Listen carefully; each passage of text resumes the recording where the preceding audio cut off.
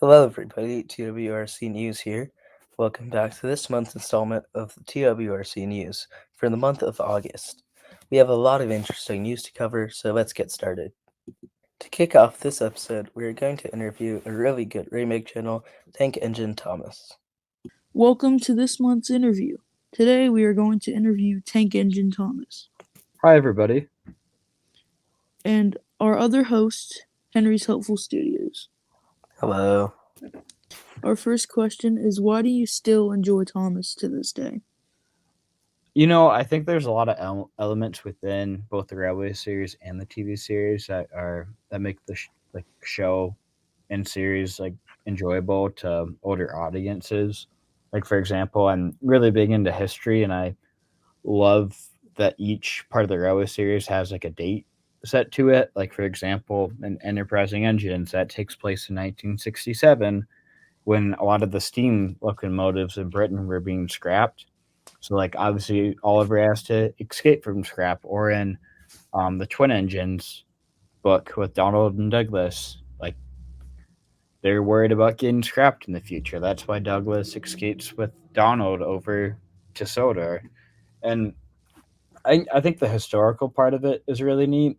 And to just the fact that a lot of the episodes, a lot of the crashes are all based off of historical steam locomotive crashes. I like that part of it. Makes things not too unrealistic. And the other part, I think a lot of people mention this, but other than the fact that the engines have faces up until seasons 5, 6, 7, nothing about the series is that unrealistic. The engines don't control themselves; the drivers do. The only thing that's added are the faces that basically have make the engines have personalities. Yeah, I think I agree with all of that.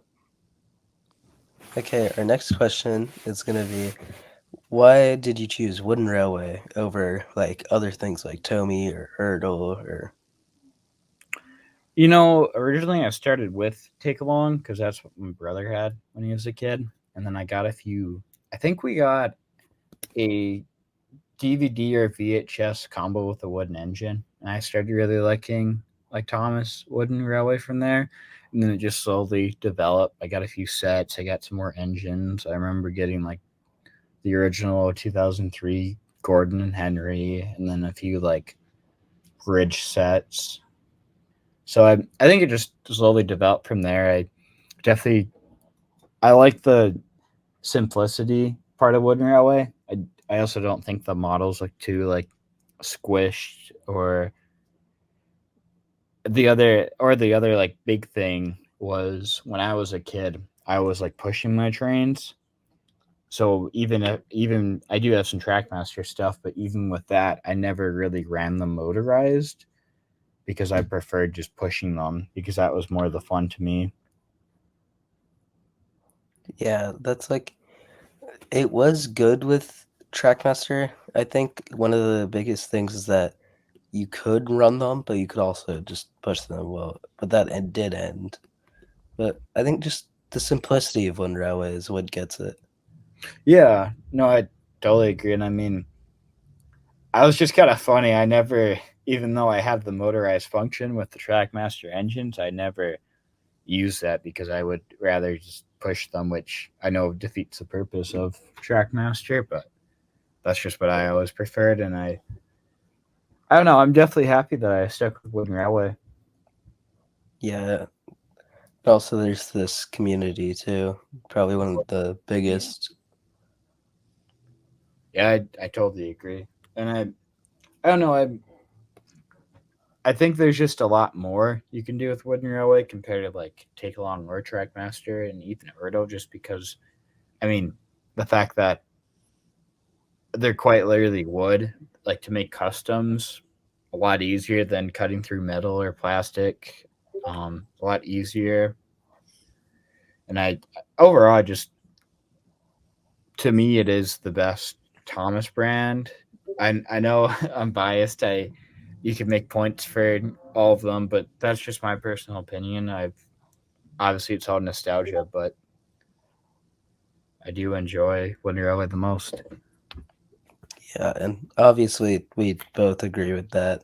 Yeah, I agree. Like for the same reason, because like all you can really do with Trackmaster is like watch it run. Far less creative.